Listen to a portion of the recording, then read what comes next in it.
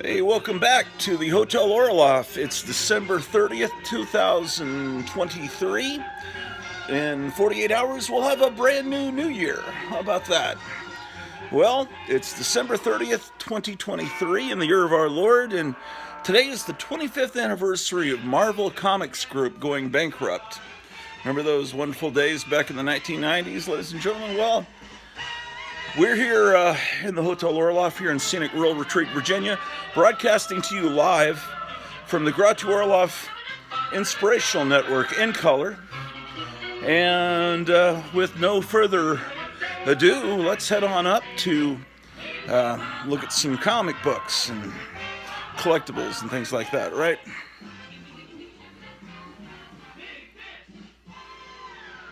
What are you guys doing? Yeah. So how are you guys doing? I bet it's going to be a wonderful year. 2024 is everyone on the street is really happy, and everyone knows that some wonderful things are coming for our country in the next year.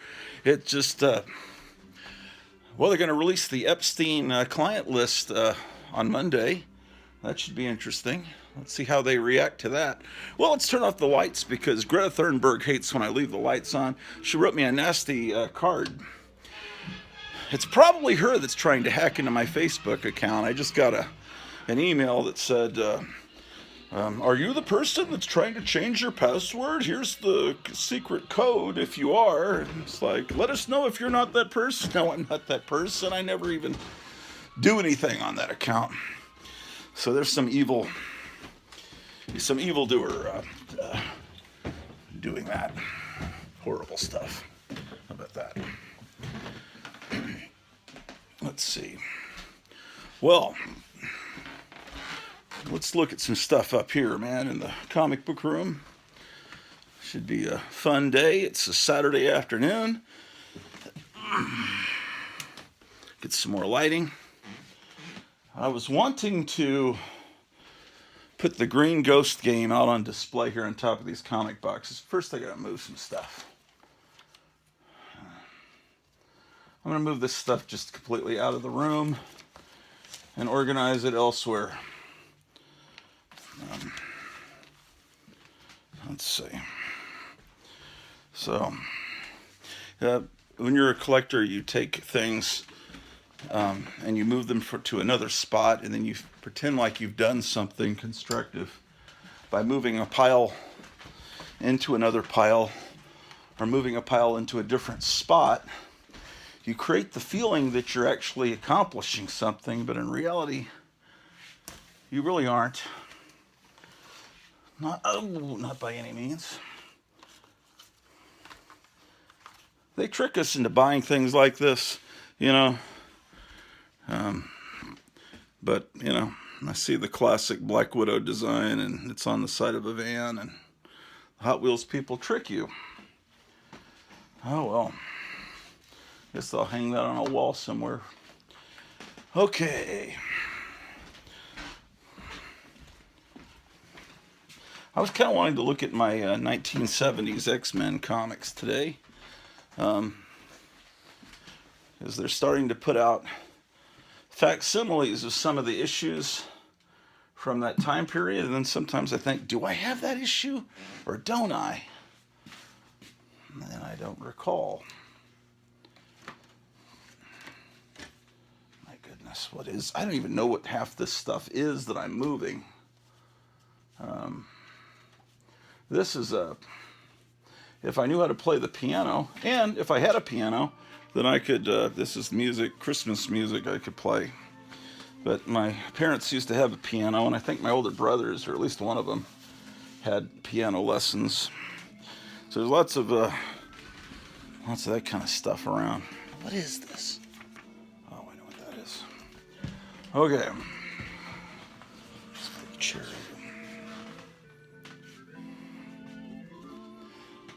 I think I'm going to put these Halloween costumes somewhere else. Yeah, I think so. This phone is broken that I'm broadcasting from. It's fallen on the floor too many times. You've been here when it's fallen quite a few times. It's got some cracks in it. scrapes all over. Now the sound is terrible. I mean, I don't know if the recording sounds bad, but when I try to listen to a phone call or to a broadcast on this phone, it's all scratchy. And then my wife had a brainstorm. She says, well, we're paying for insurance every month for your phone. So you could get a new phone for a couple $100 using the insurance. And I thought, that's a brilliant idea, because I definitely need a new phone. Sure do. So, oh boy, man, what am I going to do with all this mess?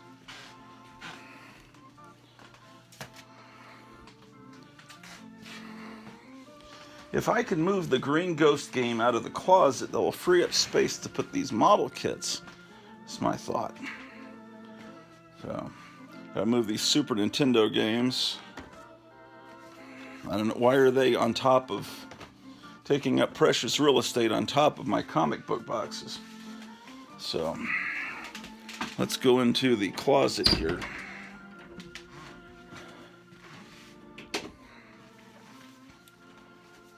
Oh, man. What a mess. Oh, what a mess, what a mess. Move the Superman and Batman puzzle. I've never put it together. I bought it in 1975. I just bought it. Why did I buy it? I have no idea. Insanity.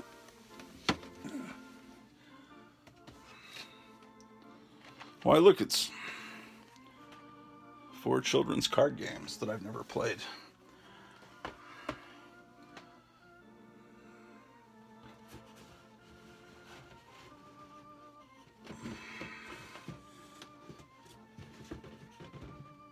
Okay, I'm moving boxes down, model kit boxes.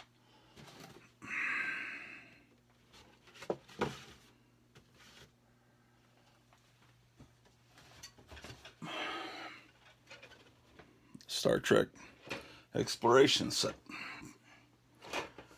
Put you down here.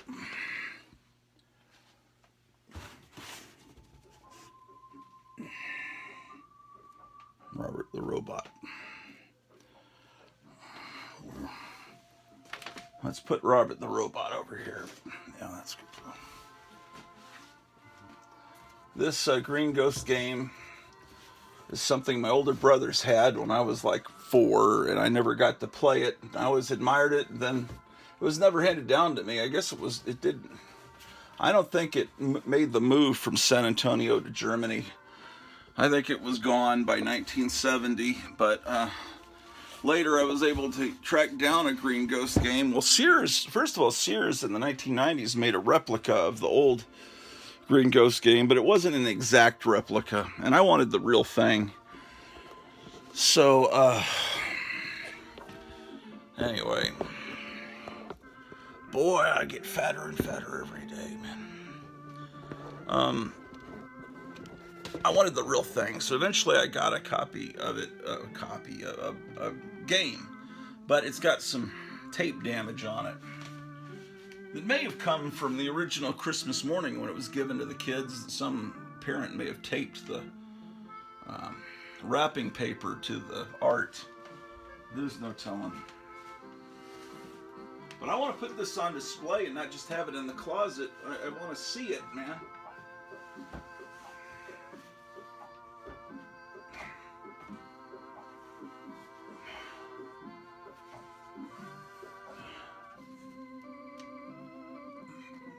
In fact, I want to take the game out and put it on display in front of it eventually, if I could figure out how to do that.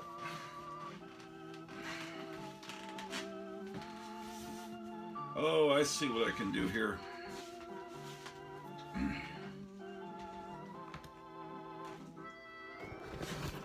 Whoa.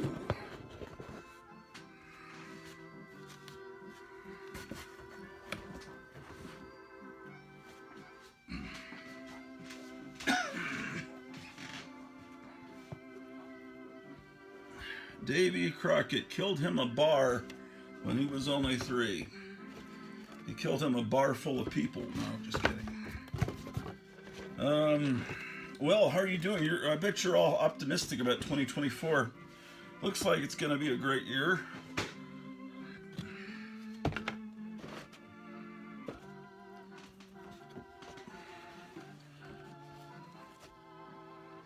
Well, I've resolved to stop using the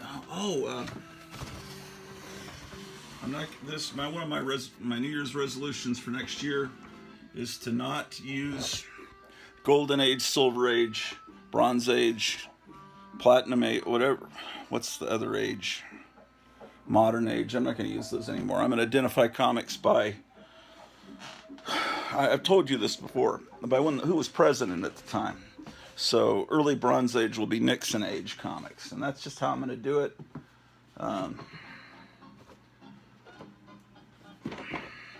Maybe I'll start a trend, but if not, it'll just be how I do things, man. Yes, indeed. Ah, that almost looks cool. Oh, it'll look even better like this.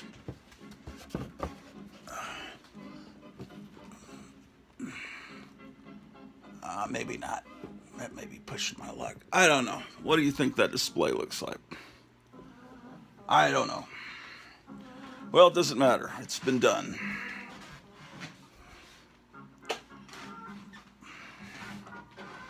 Okay. That was something I was planning on doing, and I didn't really intend to do it on camera, but oh well.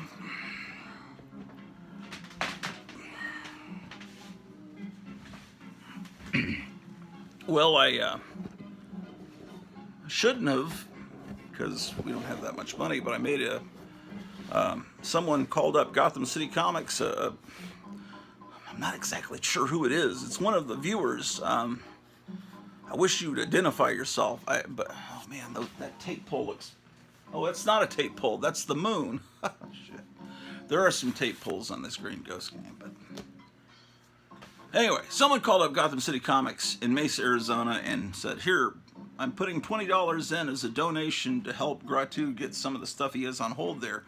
And so, since he did that, I thought, well, I'll put in some money too, since I got my retirement check came in, and so I put in a little bit of money. So towards the end of this week, in a few days, I'll be able to open up a package, and you'll be able to see the goodies I got. Okay. My goodness gracious.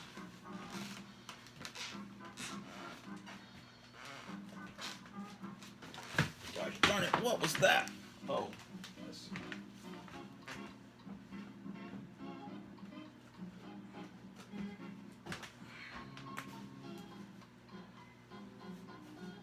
Gotta move these insane looking stuffed animals. Here. There's a satanic teddy bear.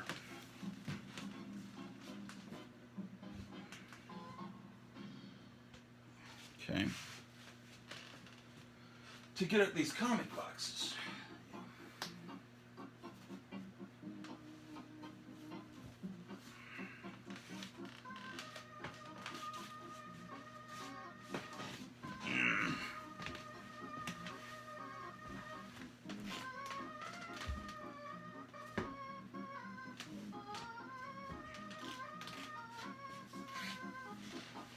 Okay.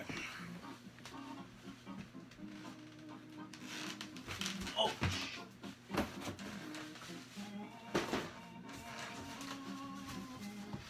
Ah.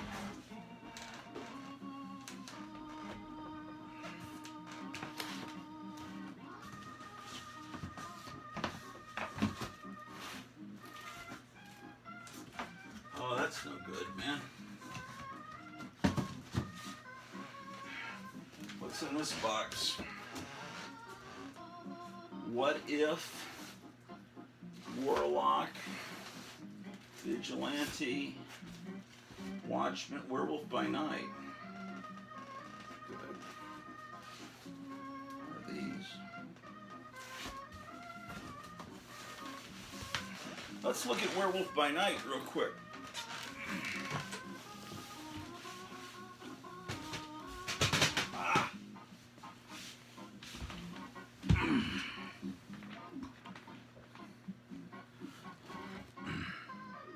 Yeah, this is from about the time period that Marvel went bankrupt back in the 90s, isn't it? Okay. Let's see what's in this box.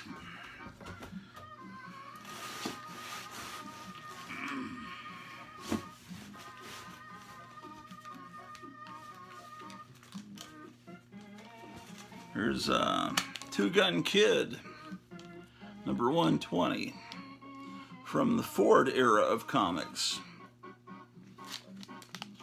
Yeah, I'm pretty sure Gerald Ford came in about the time comics went to 25 cents. Isn't that correct?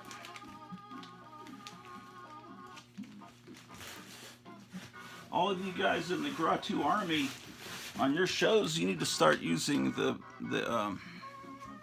that system.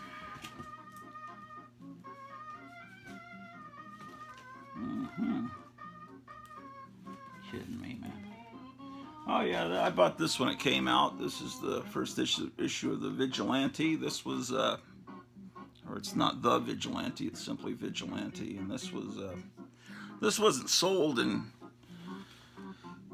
normal stores, as they call them, newsstands. This was only sold in comic stores, which is why it doesn't have the UPC code at the bottom. So this was direct distribution only to comic stores, which allowed it to be a little more violent. Character is very different from the way he's portrayed on the James Gunn Peacemaker TV series, but I love the way he was portrayed in the Peacemaker series. They pretty much did the costume, the uniform, pretty accurately, but they changed the character, and it's up to you whether you think they improved it.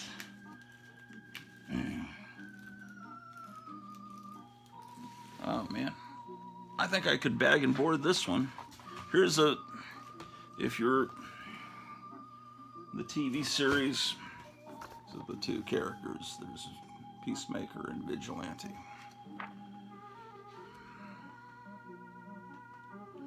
I don't know. That artwork's not very good, I don't think. I mean, that's okay. Hey, you know, all the facsimiles coming out, they're doing a romance, a DC romance facsimile of a young romance comic. I'm not sure why they chose that particular issue. It has John Romita art. But then, it's just weird. It's coming out like in a week or two. Did you know about that? I'm all for the facsimiles. I'm not knocking it. I wish that's all they would do, is just reprint old comics that no one can afford or find. I have no interest in anything new. Virtually no interest. This was a great comic. Wanted. Nobody ever talks about it. There's not enough light in here, man. Hold on, let me turn these lamps on over here.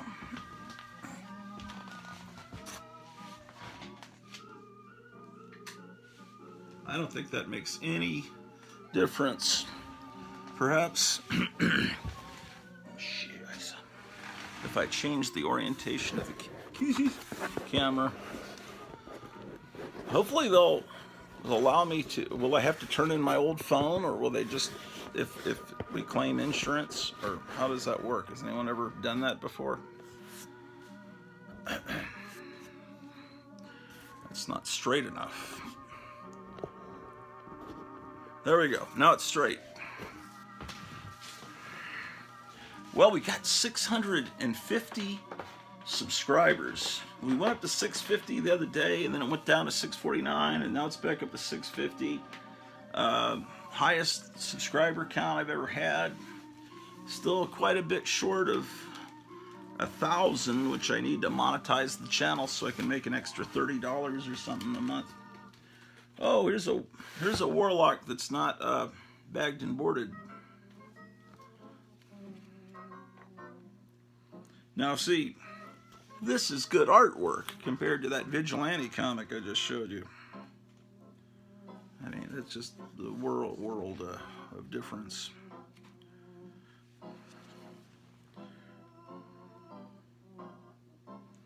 Where is my magnifying glass?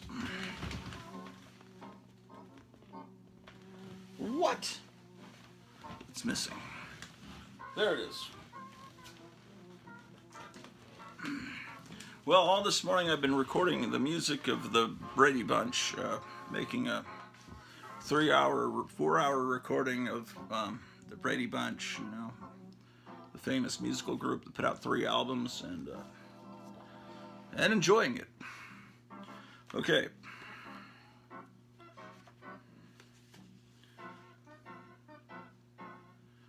Beautiful art, Jim Starlin and Steve Lealoha.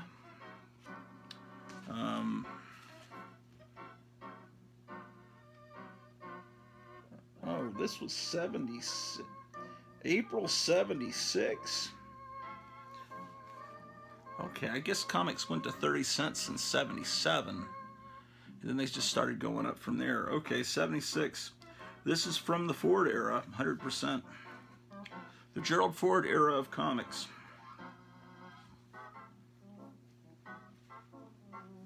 Yep. Okay, so this needs to be bagged and boarded. I'm not sure if this is my... Is this my childhood copy or is the... I've got 2 copies of this issue and I've got to... I usually put the childhood copy in front if I get 2 copies of something.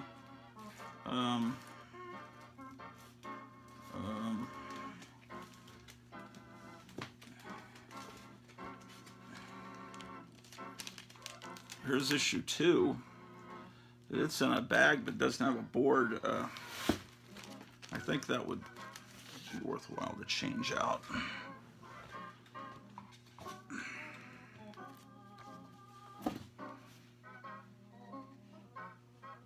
These are a lot of fun. Orloff is a great character that had great potential, and then although I liked that last Guardians of the Galaxy movie, the character of Orloff was really wasted in that.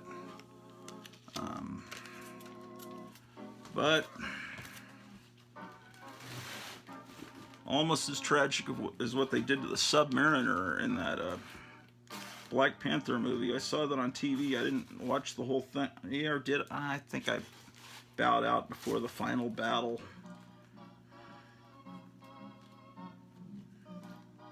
Yeah, you take a character with 80 years of history and just do that to him. Just turn him into nothing. 3, get 2 copies. Okay, 12. Okay. This is my childhood copy, and because this other one is a store-bought copy. My childhood copy looks like it's actually in better shape, believe it or not. Let's see, 12, 14, okay. Oh, there's a Warlock not bagged. 15. This was a childhood copy. It's probably still the Ford era. When comics got into the Carter era, they started to slip a little bit. During the Carter eras, when the Spider-Man TV series came on the air, this is still November 76. So, wait. November 76, this would have come out a couple of months before the November 76 election. So, Carter would have come in January of 77. Yeah, see, they'd already gone to the UPC code, yeah. Which, even though the UPC code started in the the Ford era of comics, we're going to consider it to be a Democrat problem with the Carter era of comics. So, I think that using the presidential system forces comic collectors to become more aware of history, which I think is important, because if you don't know history, the history of the 20th century, you have no business collecting comics, I don't think. I mean, you can't really appreciate them. I mean, if you're reading a comic book from 1965, do you know what music was playing on the radio? Do you know what the DJs sounded like in 1965? Do you know what was on TV in 1965? Do you know all the other elements of culture that kids were exposed to in 65 besides that 12-cent comic? In I have a tendency to play the music sometimes of that time period of the comic I'm reading, and it adds another. This is a reprint. Another dimension of joy. But yeah, you got to understand. I see these people with these gold chains, and they look like they're,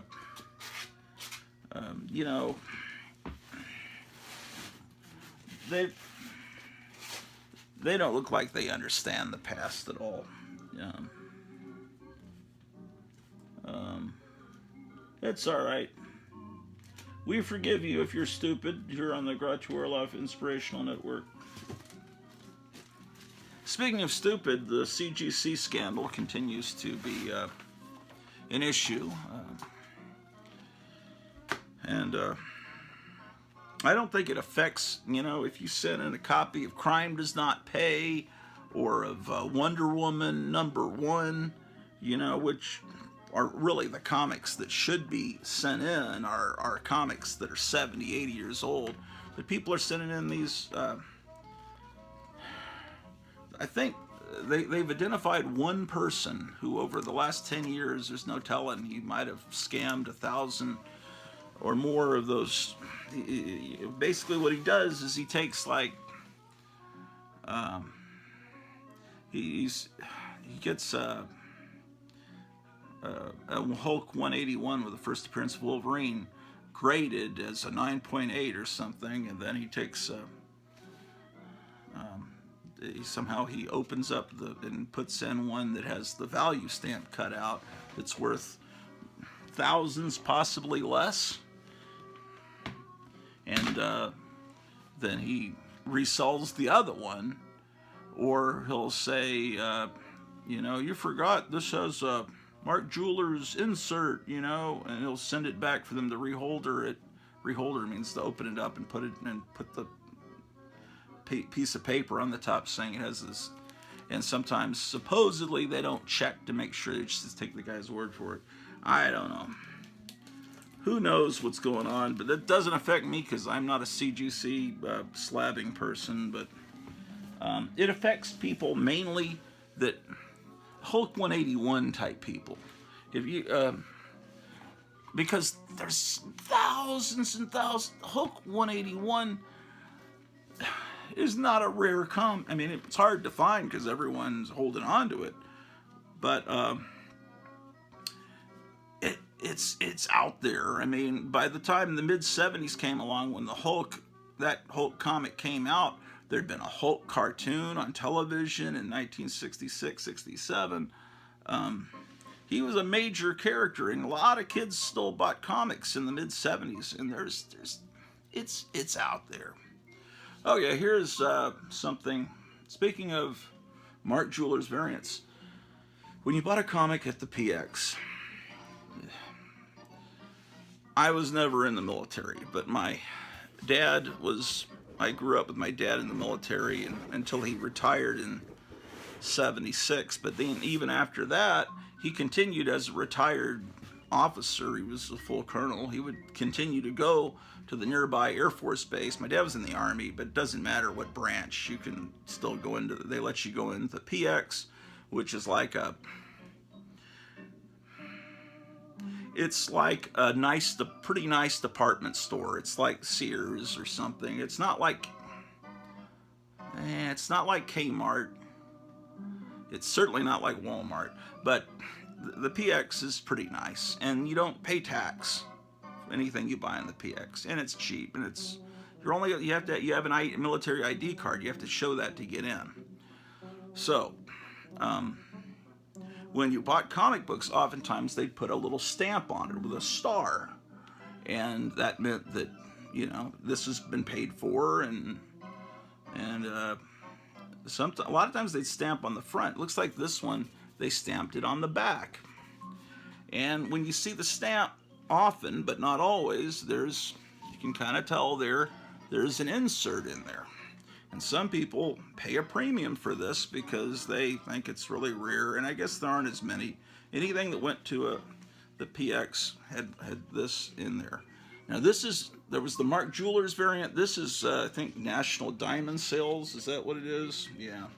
So it's National Diamond Cells was a little sleazier than the insert was a little sleazier than the Mark Jewelers one. Well, first of all, it says, well, when you get out of the army, you can become a police officer, or detective, and continue on. But this is what makes it sleazier. It has this lingerie. Thrill Summon You Love. This is meant for these GIs buying these comics and they're stationed in Japan or Germany or who knows where they're stationed, Korea, South Korea, and they're not married. They're girlfriends back in the States, and they want to send her some jewelry. You know, if you're married, I don't know if it's just if you're an officer, your family comes with you. And that's why everywhere my dad went, everything, all my comics, everything went along. And that's probably why when my family moved from San Antonio to Germany in 1969, that's probably that Green Ghost game wasn't brought along because it was just too much stuff. So I had to get a new Green Ghost game. All right, so the Power of Warlock, number 5. The Day of the Deathbirds. These bags and boards were a gift from Charlton 66. It was one of the nicest, most wonderful people in the comic book neighborhood that we share. Community, if you'd like to call it that. Community seems to be the word used by those people that slab comics. We're all part of the same community. Oh, we're comic book fam, as Comic Book Tom says. Hey, fam. Oh boy, yeah, they would just reprint the heck out of this Warlock stuff. They'd keep it in print. So which one is this? They reprinted it several times. Okay, yeah. All the people that were, these people that were slabbing all these Warlock comics they were all anticipating Adam Warlock being in the movies, and I'm sure they were kind of disappointed.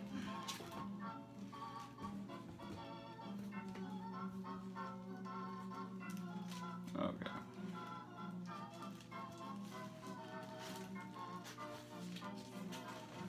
Now look, I remember buying this at the 7-Eleven near my house. This is definitely from the Carter era of comics. It's Welcome Back, Kotter.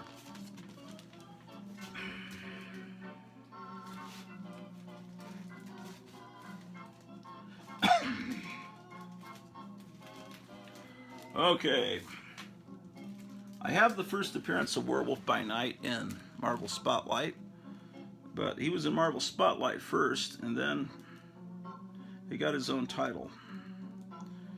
This is such a beautiful comic. I know everyone loved that Werewolf by Night special on the Disney Channel. I thought it wasn't very good. I mean, the Man-Thing looked pretty good. Everyone thought it was so great. It was in black and white. It looked like a Universal movie. Well, this doesn't look like a Universal movie. This is beautiful, bright colors. That's what I think of when I think of Werewolf by Night, is beautiful, bright colors and Mike Plugart.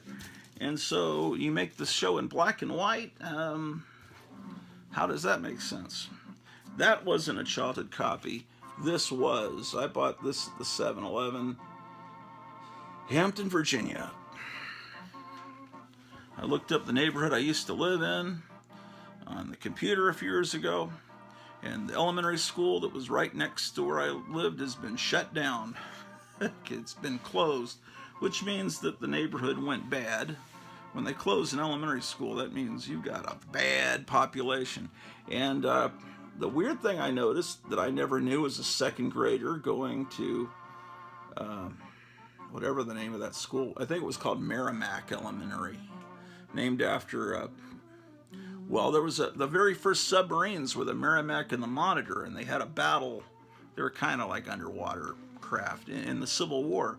So I guess the Merrimack must have been the Confederate one, so I'm sure that's a bad thing to have your school named after anything Confederate. But anyway, what I noticed about the neighborhood where I bought this comic book is that maybe a football field or a football field and a half away from where I lived was the ocean. And I never knew we were living that close to the ocean in second grade. We only lived there for 1 year. I had no idea that I could have gotten on a bike, although I didn't have a bike that year. I didn't have a bike till third grade in San Antonio when we moved there. I had no idea we were like right close to the ocean. No one ever told me. Maybe they wanted to keep that from me in case I might wander over there, but it seems like I was close enough to hear the waves crashing, but I never heard it. You know, I don't have Werewolf by Night 7. These are all childhood copies. So, Werewolf by Night 7, if you've got an extra copy, let me know, and maybe we can trade, or I can cough up some blood for you.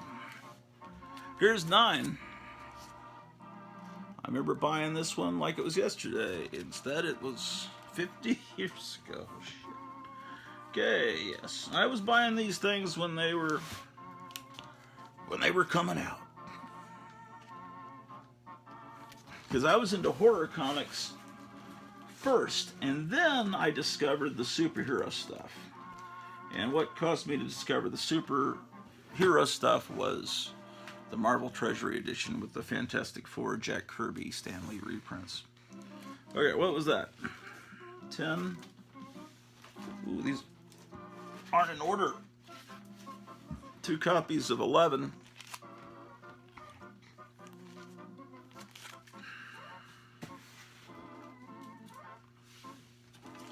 Here's 12.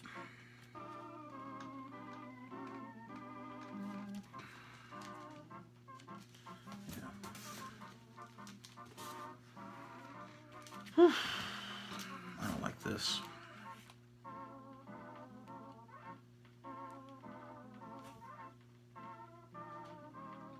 What I don't like is, I don't know which one was my childhood copy. I'm assuming it's this one, although I'm disappointed in my second grade self for not keeping it in better condition.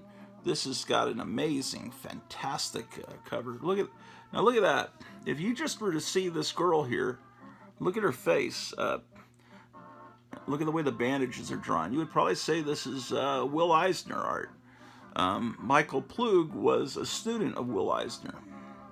So that's why this art is so fantastic. And then the next year, or about a year and a half after this comic came out, Warren Magazine started putting out a magazine reprinting the old Spirit comics. And of course, I love that art.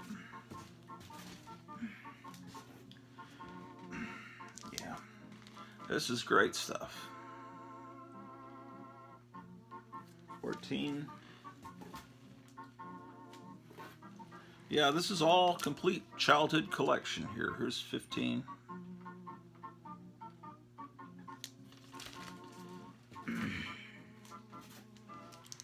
$16. Of course, the one that I don't have, of course, is the one that all the slabbing people want, is the Moon Knight one. Although it seems like everyone would have, when they saw how bad the Moon Knight TV show was, that probably caused the value to go down. There's probably going to be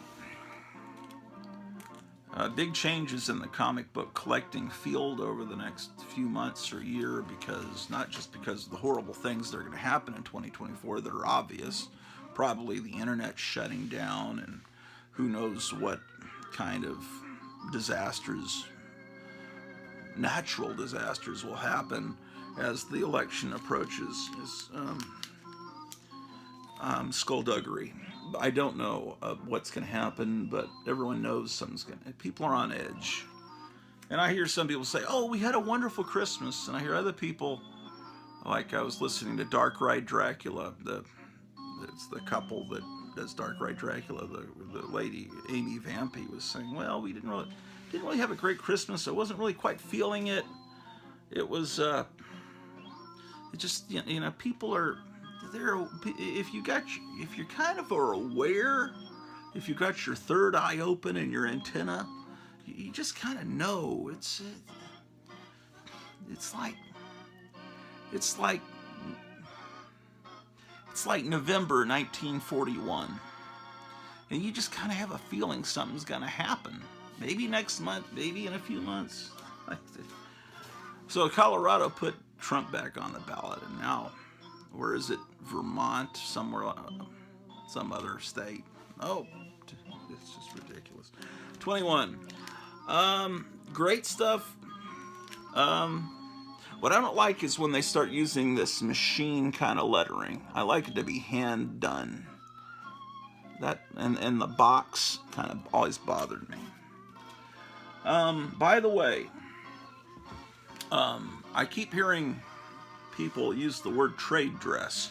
I'd never heard that word before in my life, before like a year or so ago. And I think it's because in the previews magazine it'll say, new comic book coming out with trade dress and without it. Okay, and I think that's more of a lawyerly term. So they're talking about what they call virgin covers, where it's just the art. Okay, so people are thinking, like where it says Werewolf by Night, that's the trade dress. So it's created a misunderstanding among people in the comic book community. And so let me explain. Werewolf by Night is the logo. This is the trade dress. This, I can tell from a distance, this is a Marvel comic because of the cigar band. I call it the cigar band. A little strip across the top. And this is kind of what's left of the old corner box. The corner box in the 60s that was here. And the way the price is written, the way it's done, altogether, this is the trade dress. But this particular element, Werewolf by Night, is the logo.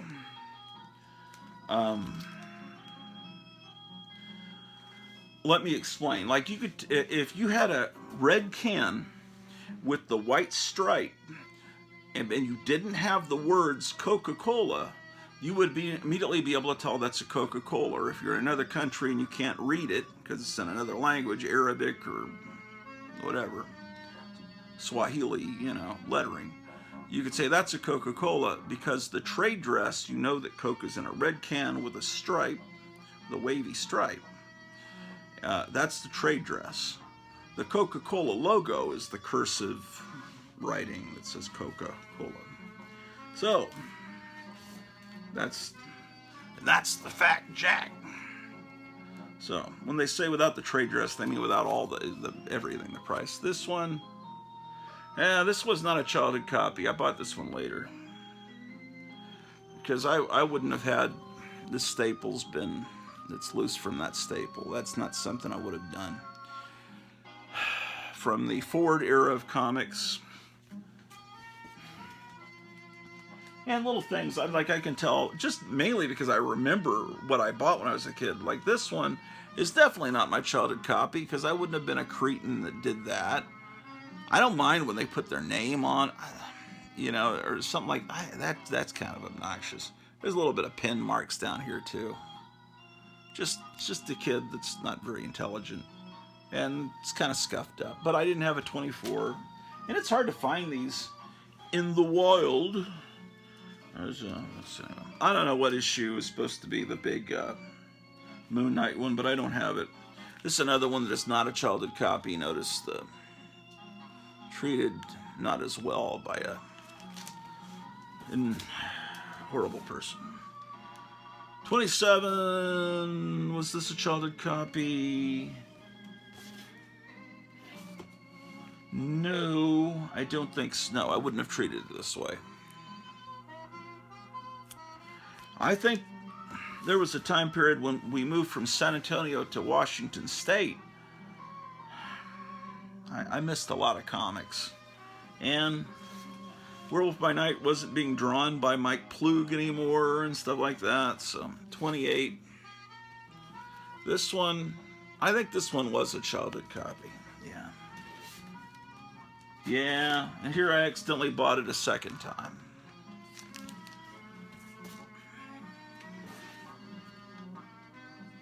$29.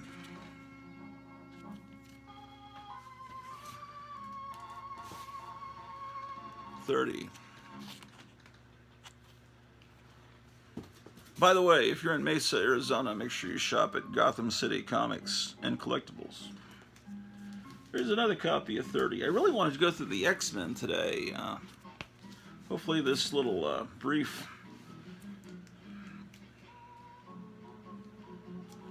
sojourn into another territory will not preclude us from looking at X-Men. That's 31. Oh, okay, here's a fake 32. So I got the facsimile. Could they have been more obnoxious about that? DC at least puts that on the back cover. 32. I guess I bought 2 copies of it, not realizing I'd already bought it because of senility, old age. 33 I don't have. 34, I don't know. Is Moon Knight still in 33? That may be why it's hard to find. 34, I'm pretty sure I bought this off the newsstand. How could I have not? That almost looks like a pre-code horror comic with the skeleton and the double demon guy back there. 36. Now that's a cool cover. Damn.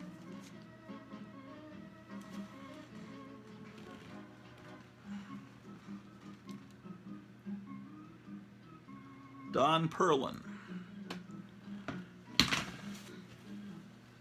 36, so I don't have 37, 38, 39. Here's 40. I don't have 41. Here's 42. Dang. Dave Cockrum. When superheroes appear in horror comics, a lot of times they look very different, like when Batman would appear in Swamp Thing. He looked very different. Apparently I paid $3 for this at some point from somebody. Don't know who. 43.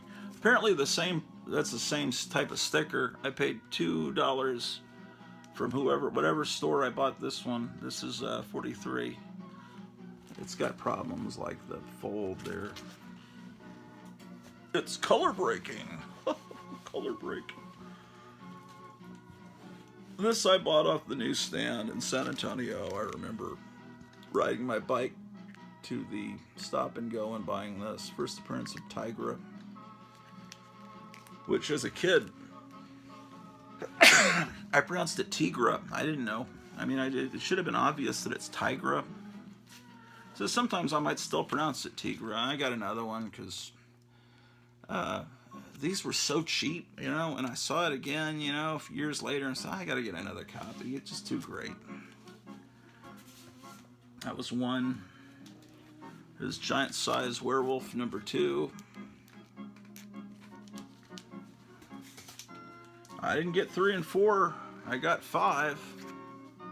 Part of it is just, you know, lack of money. You know, you're a kid, you know, you don't have unlimited money.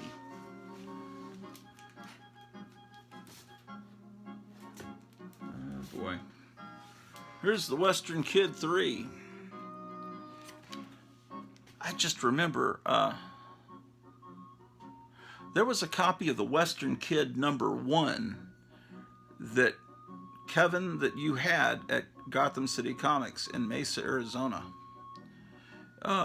In that pile with the Thunder Agents and with the, I think it was in that pile with the Thunder Agents and the E-Man number 1. Could you go find that Western Kid number 1 and pull that for me? Unless I'm dreamt that, I could have sworn on 2 days ago on the live show that we did the. Now the artwork inside is very 1950s. Very 1950s. Who's the artist? They don't tell us the artist, of course. But love the artwork. Look at that John Severin art.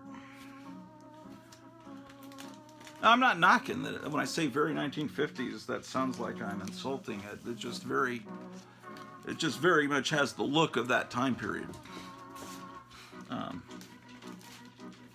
Okay. What if Spider-Man joined the Fantastic Four? You know, when I bought this off the newsstand, it had like a fold. Maybe it was close to the string that. You know, I bet it was the very bottom one on the in the bundle where this. I don't know. Somehow it already had a fold in it. Yeah. What if? There's a What If TV series on Disney Channel. It's like worthless. I mean, the animation's terrible. This is Charlton66, I think, says this is his favorite comic of all time. It is a great issue. But What If is a very common comic. We need to look at that. There's a lot of What Ifs. They had 2 series of that. Okay, so move that aside. So I'm trying to get to X-Men.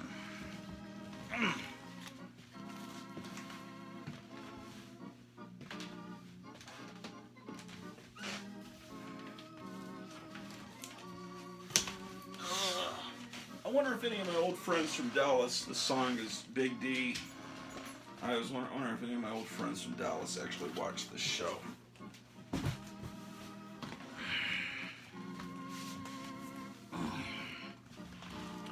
Who knows?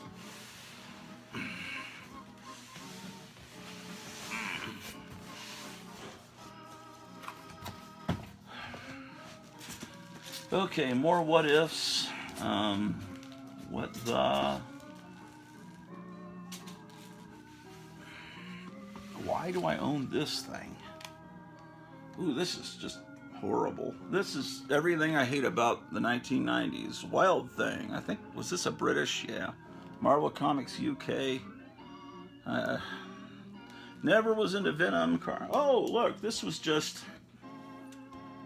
I was just thinking about this. They did a reprint of this, I think, a week or 2 ago.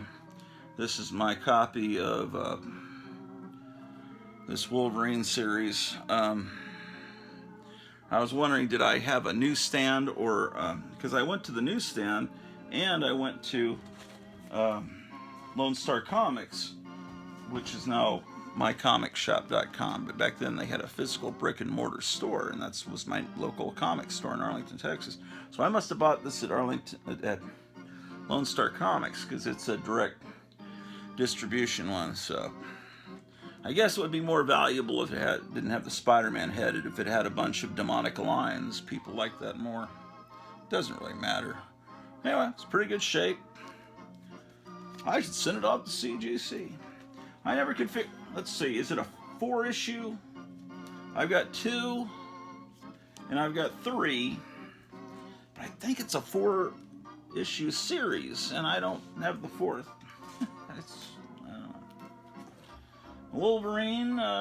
Is this a key issue yet? I don't know. This is Wolverine number 4. He had his own series. I never really bought it.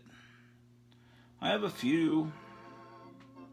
There's a very Tomb of Dracula looking cover. There's 17. Yeah, the 90s I wasn't really buying much as far as mainstream comics. I was buying old Silver Age comics, and I was buying reprints of old comics, you know, like Harvey's Black Cat and stuff. A lot of these covers in the 90s that actually don't show what happens in the comic. They just have dramatic poses like it's a movie poster. 34. I don't know. Whatever, dude. Whether these are valuable. Skip through these Wolverines. Don't have many Wolverines. Okay. Wolverine. Oh, Wonder Woman.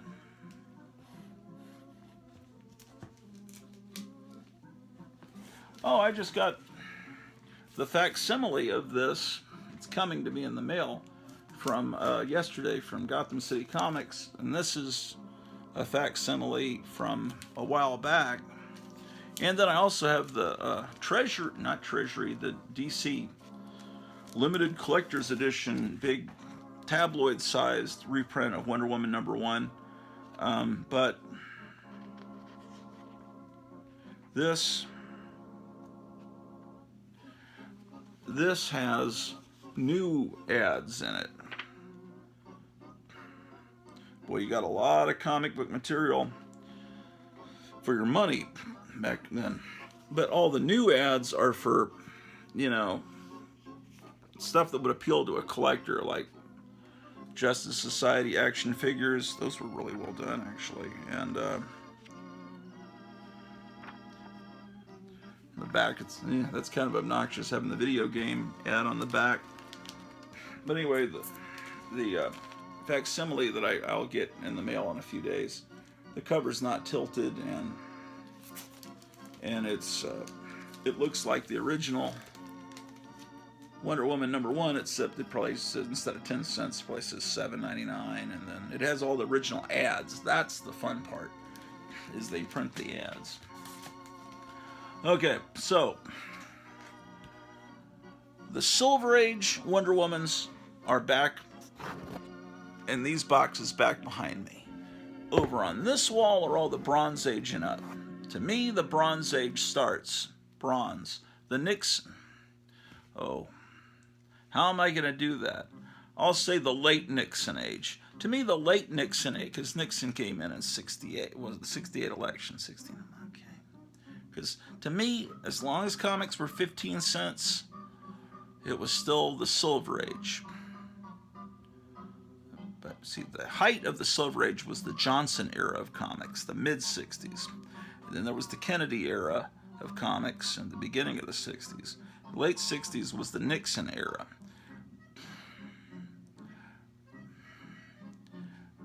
The early Nixon age of comics, very late 60s, there was a little bit of a drop in quality. And then that kicked up, I think, in the 20-cent era, which was the late Nixon era of comics. Anyway, I divided my Wonder Womans up. So this is probably the first 20-cent issue, or the first 20-cent issue I have. DC actually, what they did is they went up to 25. They were at 15. They went up to 25 cents for a while with thicker comics, and then they dropped to 20 cents. To me, I consider the 25-cent DC comics to be part of the Silver Age, which I now call the late Nixon era. Nixon age. Nixon age. Kennedy age. I'm still getting the habit of this. And you do it too on your channel. The Nixon age, the Johnson age, which would be 60, basically 64 to 68. They got 4 years. That was the John. Now, even he was a terrible president, but great comics came out during the Johnson age. Here's 204. It's got a little bit of a problem up there. Someone didn't like that D, man. Maybe it reminded them of their report cards. They'd gotten some D's, and it's like, no, I don't like to even see a D. Well, here's another one that's in better shape. How about that? And then a few months ago, or maybe a year ago, part of this facsimile craze, they reprinted it. I always like to compare the facsimiles with the original. They did a pretty good job.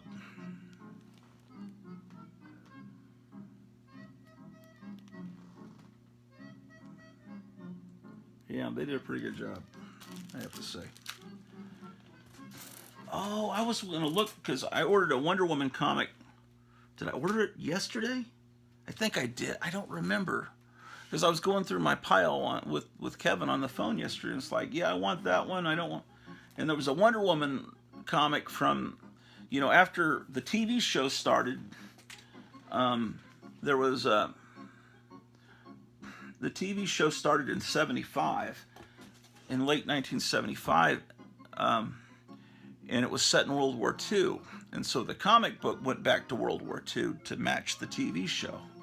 And there's a great one with this missile covered in swastikas is headed right towards Wonder Woman.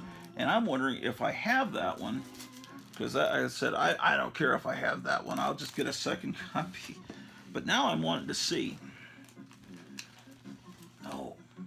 just noticed. Okay, here it's still the old It's still the Wonder Woman logo from when she was the Diana Rigg, Emma Peel kind of kung fu karate lady without the powers, and then they go back to the traditional cursive logo here, and that was cool. But this one coming up with that logo and this art, it looks very golden age, or at least this looks kind of like something from the 50s or early. You see, if I cover up the 20 cents in this and I just hold it up, it looks like a golden age comic. I mean, maybe it's a little smaller, but it just, the artwork, everything about it is very evocative of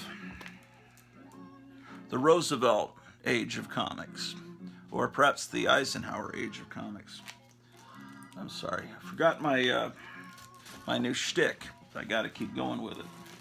Okay, I'm gonna flip through because you've seen all these Wonder Woman comics. I mean, I'm trying to get to the, where does she go back to World War II? Here we go.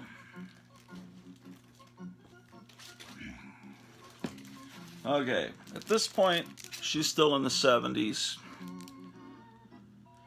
30 cents. This is probably the Carter era, I'm thinking. Yeah. Oh man, this artwork's really good. I think I got these in Des Moines last year. I got that one in Des Moines. This one I bought off the rack. It's kind of a Jaws cover. It's a great cover. Okay, that was 233. At some point, either 234, 235, and definitely by 236, she's back in World War II. You can see the Nazi villain there. And Steve Trevor is now back in military garb. This is 237. Let's keep going. Here's a Nazi Mars Attacks looking guy. I've got 2 copies of that. I can see why. Okay, 252.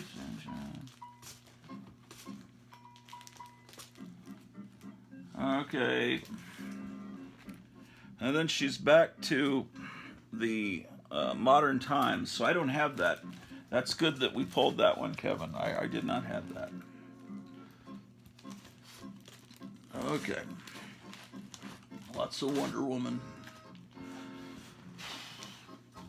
So this next box will be the one with the, and I have What If to Wonder Woman, at least I've labeled it.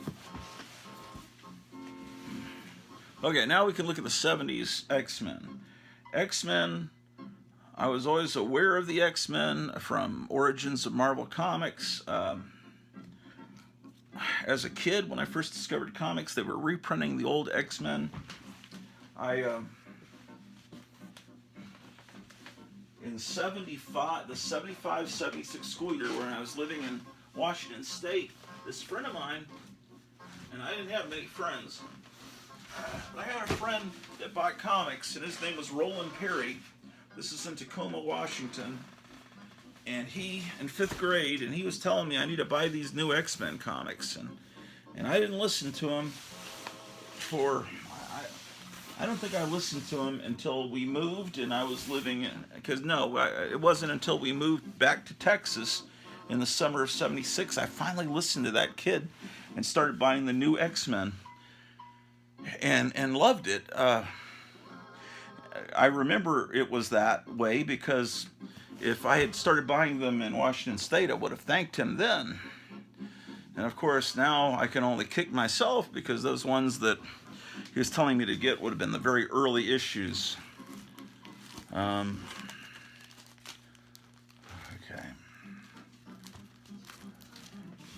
Okay. How about that, ladies and gentlemen? Okay. Okay, so we're getting close.